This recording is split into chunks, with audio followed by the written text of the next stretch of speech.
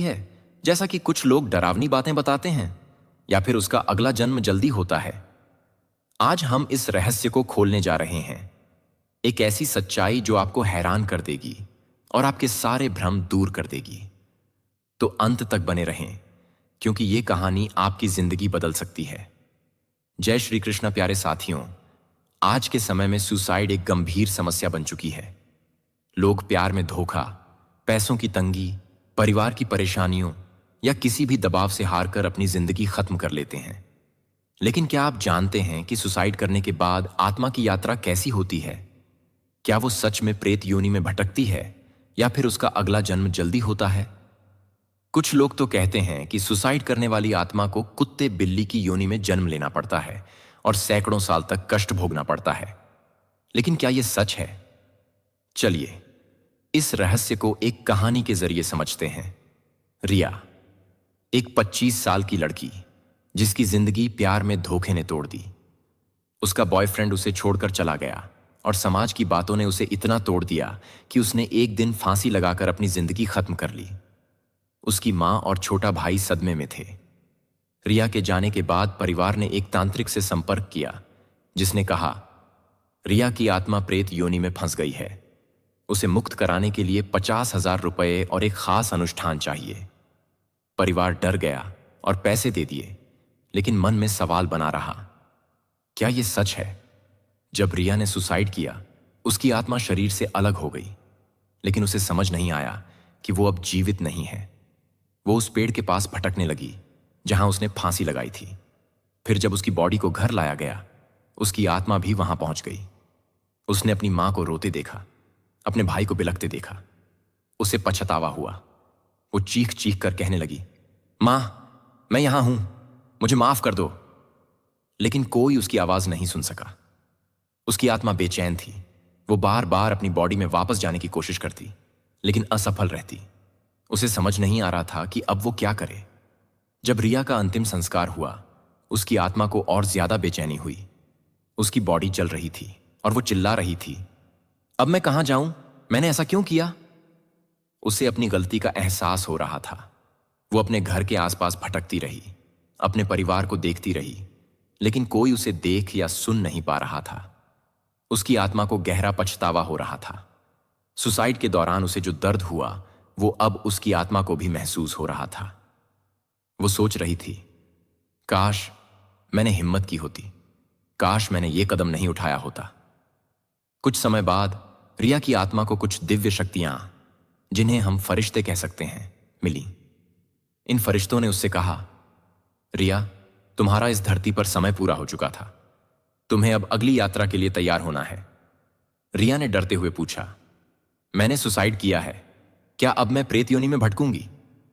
फरिश्तों ने जवाब दिया, नहीं, ऐसा कुछ नहीं है। तुम्हारी यात्रा तुम्हारे कर्मों पर निर्भर करती है, न कि किसी तांत्रिक के अनुष्ठान पर। रिया की आत्मा को एक दिव्य दुनिया में ले जाया गया, जहां एक तेजस्वी प्रकाश था। उस प्रकाश में उसे अपने पूरे जीवन का हिसाब किताब दिखाया गया। उसे समझ आया कि उसने सुसाइड क्यों किया, और उसे यह भी पता चला कि उसकी जिंदगी में जो दुख थे, वो उसके पिछले कर्मों का हिस्सा थे। उसे अपने कर्मों का पूरा लेखा जोखा दिखाया गया। अब उसे किसी से कोई शिकायत नहीं थी। पछतावा खत्म हो गया और वो अगले जन्म के लिए तैयार हो गई। रिया की आत्मा को उसके कर्मों के आधार पर अगला जन्म मिला। चूंकि उसने अपनी जिंदगी में कुछ अच्छे कर्म किए थे, जैसे गरीबों की मदद करना, अपनी मां की सेवा करना, लेकिन सुसाइड एक बड़ा पाप था।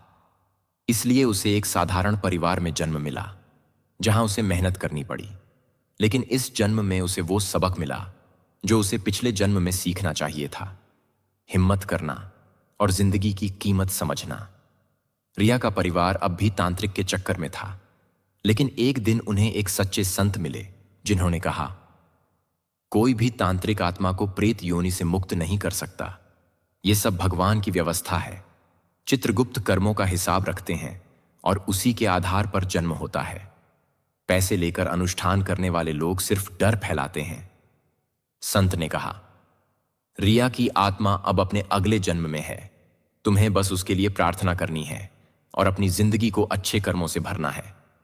सच्चाई और सलाह सुसाइड से बचें, जिंदगी को महत्व दें।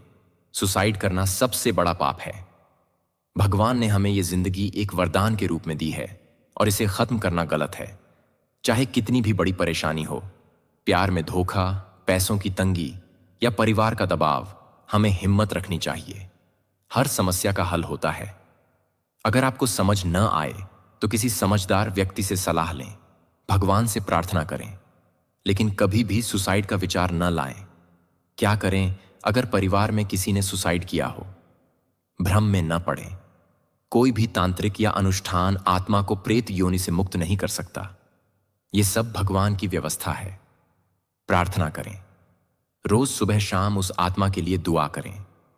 भगवान से प्रार्थना करें कि उसे शांति मिले और अगले जन्म में अच्छा परिवार मिले। पॉजिटिव वाइब्स भेजें। उस आत्मा के लिए अच्छी कामनाएं करें ताकि उसकी अधूरी इच्छाएं अगले जन्म में पूरी हों। जिंदगी को महत्व दें। जिंदगी अनमोल है। हर इंसान की जिंदगी में परेशानियां आती हैं, लेकिन हमें हार नहीं माननी है। हमें संघर्ष करना है, लड़ना है और हर हाल में जीना है। अगर आपको लगता है कि कोई परेशानी बहुत बड़ी है तो किसी से सलाह लें, भगवान से बात करें। और अगर आप चाहें तो मुझे कॉल करें, कमेंट बॉक्स में सवाल पूछें, मैं आपकी मदद करूंगा। किसी ने सुसाइड किया है तो परेशान ना हो। उनकी आत्मा अपने कर्मों के आधार पर अगले जन्म में चली गई है। आप बस उनके लिए प्रार्थना करें और अपनी जिंदगी को अच्छे कर्मों से भरें।